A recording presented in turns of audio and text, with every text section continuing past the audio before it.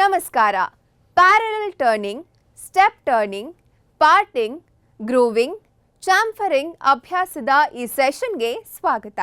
ನಾವು ಸೆಷನ್ ಒಂದಿಗೆ ಪ್ರಾರಂಭಿಸೋಣ. ಈ ಸೆಷನ್ನ ಉದ್ದೇಶಗಳನ್ನು ಈಗ ಕಲಿಯೋಣ. ಈ ಸೆಷನ್ನ ಕೊನೆಯಲ್ಲಿ ನೀವು ಇವುಗಳನ್ನು ಮಾಡಲು ಶಕ್ತರಾಗುವಿರಿ.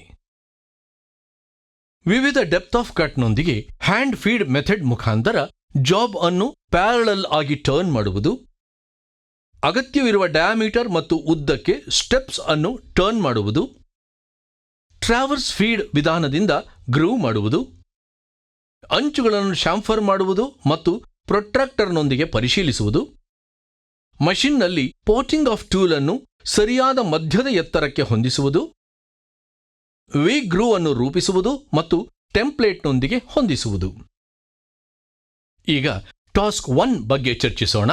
ಅದುವೇ ಪ್ಯಾರಲಲ್ ಆಪರೇಷನ್. 3 ಜಾ ಚಕ್ನಲ್ಲಿ ಜಾಬ್ ಅನ್ನು ಹಿಡಿದಿಡಿ.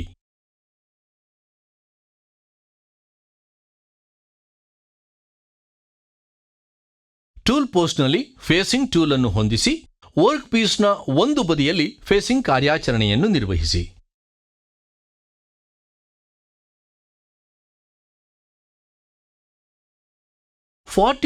mm ಡಯಾಮೀಟರ್ಗೆ ಟರ್ನಿಂಗ್ ಆಪರೇಷನ್ ನಿರ್ವಹಿಸಿ. ಇನ್ನೊಂದು ತುದಿಯನ್ನು ಒಟ್ಟು 80 mm ಉದ್ದಕ್ಕೆ ಫೇಸ್ ಮಾಡಿ.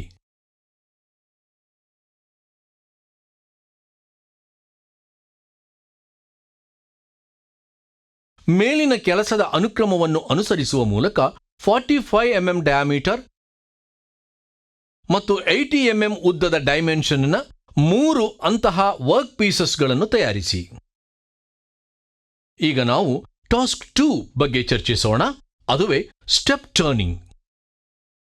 ಸ್ಟೆಪ್ ಟರ್ನಿಂಗ್ ಕಾರ್ಯಾಚರಣೆಯು ಒಂದು ರೀತಿಯ ಟರ್ನಿಂಗ್ ಕಾರ್ಯಾಚರಣೆಯಾಗಿದ್ದು, ಇದರಲ್ಲಿ ವರ್ಕ್ ಪೀಸ್ನ ಸರ್ಫೇಸಸ್ ಮೇಲೆ ಸೀರೀಸ್ ಆಫ್ ಸ್ಟೆಪ್ಸ್ಗಳನ್ನು ರಚಿಸಲಾಗುತ್ತದೆ. ರಾ ಮೆಟೀರಿಯಲ್ನ ಗಾತ್ರವನ್ನು ಪರಿಶೀಲಿಸಿ ಮತ್ತು ವರ್ಕ್ ಪೀಸ್ನ ಡೈಮೆನ್ಷನ್ 45 mm ಮತ್ತು 80 mm ಉದ್ದವಾಗಿರಬೇಕು ಎಂದು ಖಚಿತಪಡಿಸಿಕೊಳ್ಳಿ.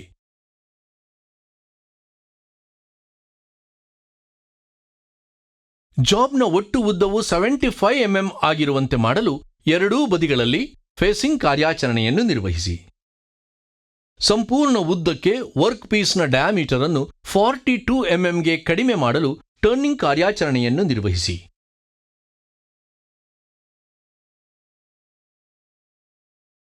ಸುಮಾರು 45 mm ಹೊರಗಿರುವಂತೆ 4 ಜಾ ಚಕ್ನಲ್ಲಿ ಜಾಬ್ ಅನ್ನು ಹಿಡಿದಿಡಿ. ಟರ್ನಿಂಗ್ ಟೂಲ್ ಅನ್ನು ಬಳಸಿಕೊಂಡು ಮುಕ್ತ ತುದಿಯಿಂದ 35 mm ಉದ್ದವನ್ನು ಗುರುತು ಮಾಡಿ. ಟೂಲ್ ಪೋಸ್ಟ್ನಲ್ಲಿ ಟರ್ನಿಂಗ್ ಟೂಲ್ ಅನ್ನು ಹೊಂದಿಸಿ.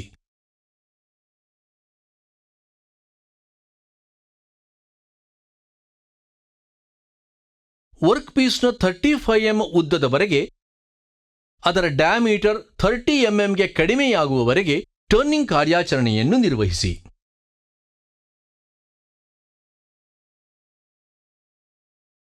ಆದ್ದರಿಂದ ಈ ಮೇಲಿನ ಕಾರ್ಯಾಚರಣೆಯಿಂದಾಗಿ ಚಿತ್ರದಲ್ಲಿ ತೋರಿಸಿರುವಂತೆ ಸ್ಟೆಪ್ಡ್ ವರ್ಕ್ ಪೀಸ್ ದೊರೆಯುತ್ತದೆ.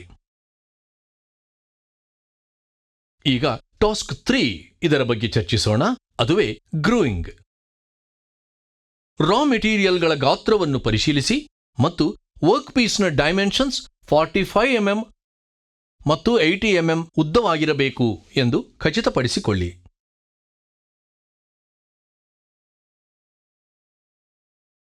ಜಾಬ್ನ ಒಟ್ಟು ಉದ್ದವು 75 mm ಆಗಿರುವಂತೆ ಎರಡೂ ಬದಿಗಳಲ್ಲಿ ಫೇಸಿಂಗ್ ಕಾರ್ಯಾಚರಣೆಯನ್ನು ನಿರ್ವಹಿಸಿ.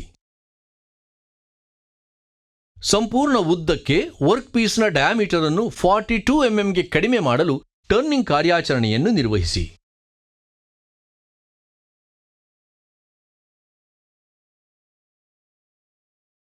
ಡ್ರಾಯಿಂಗ್ ಪ್ರಕಾರ 42 mm ಡಯಾಮೀಟರ್, 40 mm ಉದ್ದ ಮತ್ತು 30 mm ಡಯಾಮೀಟರ್, 35 mm ಉದ್ದದ ಸ್ಟೆಪ್ಸ್ ಪಡೆಯಲು ಸ್ಟೆಪ್ ಟರ್ನಿಂಗ್ ಕಾರ್ಯಾಚರಣೆಯನ್ನು ಮಾಡಿ. 30 mm ಡಯಾಮೀಟರ್ನ ಸೈಡ್ನಿಂದ ವಿ ಟೂಲ್ ಬಳಸಿಕೊಂಡು 6 mm, 11 mm, 18 mm, 23 mm, 30 mm ದೂರದಲ್ಲಿ ರೆಫರೆನ್ಸ್ ಲೈನ್ ಅನ್ನು ಮಾರ್ಕ್ ಮಾಡಿ.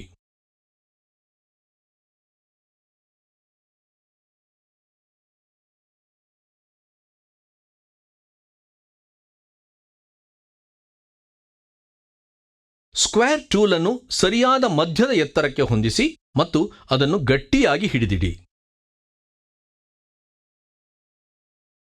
ಎಂಡ್ ಫೇಸ್ನಿಂದ 30 mm ನಲ್ಲಿ 2.5 mm ಆಳ ಮತ್ತು 5 mm ಅಗಲದ ಸ್ಕ್ವೇರ್ ಗ್ರೂವ್ ರೂಪಿಸಿ.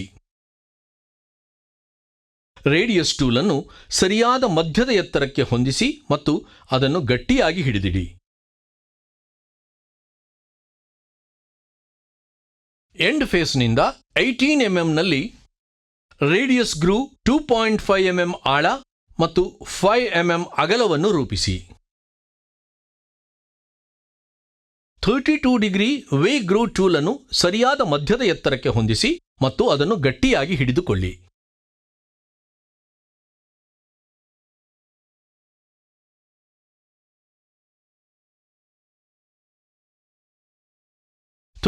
ಡಿಗ್ರಿ ವಿ ಗ್ರೂವ್ 5 mm ಅಗಲವನ್ನು ಎಂಡ್ ಫೇಸ್ನಿಂದ 6 mm ನಲ್ಲಿ ರೂಪಿಸಲು ವಿ ಗ್ರೂವ್ ಟೂಲ್ ಅನ್ನು ನೂಕಿರಿ.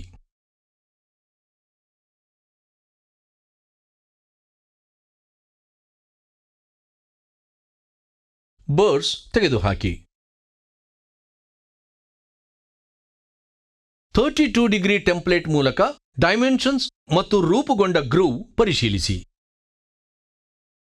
ಈಗ ಪಾರ್ಟಿಂಗ್ ಆಫ್ ಆಪರೇಷನ್ ಅನ್ನು ಕಲಿಯೋಣ.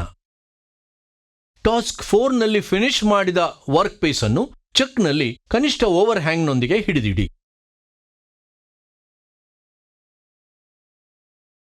ಟೂಲ್ ಪೋಸ್ಟ್ನಲ್ಲಿ ಪಾರ್ಟಿಂಗ್ ಟೂಲ್ ಹೊಂದಿಸಿ ಮತ್ತು ಅಗತ್ಯವಿರುವ ಸ್ಪಿಂಡಲ್ ವೇಗವನ್ನು ಆಯ್ಕೆ ಮಾಡಿ.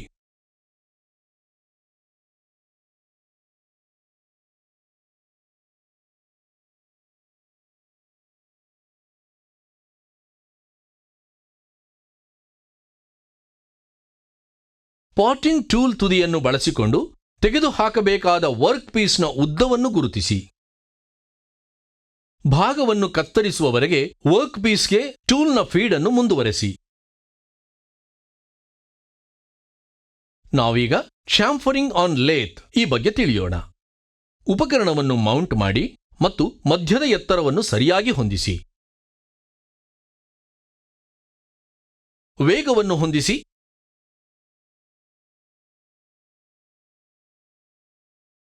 ಕ್ಯಾರಿಯೇಜ್ ಅನ್ನು ಲಾಕ್ ಮಾಡಿ.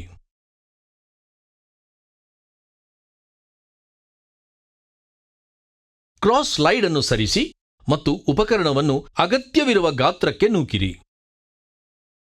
42 mm ಡಯಾಮೀಟರ್ ಸ್ಟೆಪ್ ಅನ್ನು 3x45 ಡಿಗ್ರಿಗೆ ಶಾಂಫರ್ ಮಾಡಿ. ಜಾಬ್ ಅನ್ನು ಹಿಮ್ಮುಖಗೊಳಿಸಿ ಮತ್ತು ಅದನ್ನು ಮರುಹೊಂದಿಸಿ. 30 mm ಡಯಾಮೀಟರ್ ಸ್ಟೆಪ್ ಅನ್ನು 2x45 ಡಿಗ್ರಿಗೆ ಶಾಂಫರ್ ಮಾಡಿ.